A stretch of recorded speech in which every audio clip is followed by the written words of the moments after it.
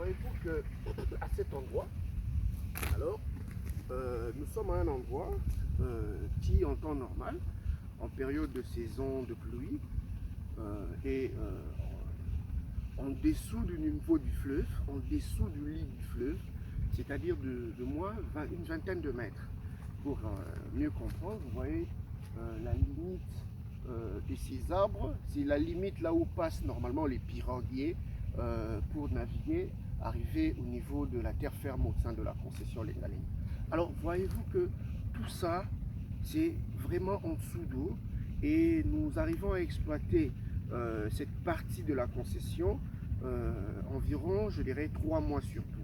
Alors, pendant 3 mois sur 12, quelles sont les activités qui se mènent généralement dans la zone? Nous avons la pêche de femmes, la pêche des hommes, nous avons un marché de légumes qui se développe, nous avons également un marché de poissons qui se développe également depuis plusieurs années.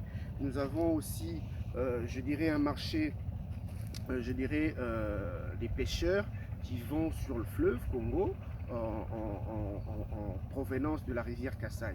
Donc, voyez-vous, ici, nous sommes à notre, je dirais, cité Kejun, que nous appelons Kassai 00. Nous allons vous démontrer pourquoi nous l'appelons Kassai 00, parce que nous sommes vraiment au point, je dirais, culminant ou central du chénal du fleuve Congo, c'est-à-dire entre deux fleuves qui se croisent. Il y a la rivière Kassai qui vient vers la gauche et le fleuve Congo qui part vers la droite.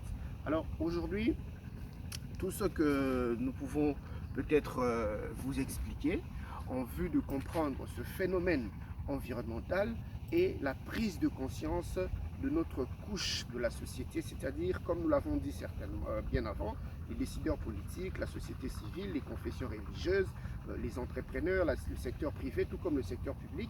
Mais également, il faut donner la charge également à nos étudiants et à nos élèves de comprendre l'importance de l'environnement, de l'écologie et des pratiques humaines qui arrivent par moments à détruire, je dirais, l'environnement, comme je peux vous donner l'exemple, la foresterie aujourd'hui en République démocratique du Congo est à débattre pour comprendre quels sont les avantages et les enjeux et où sont les goulots d'étranglement pour permettre des populations de vivre mieux dans la forêt. Donc voilà un peu, nous continuons notre suite avec les équipes et je vous reviens plus tard.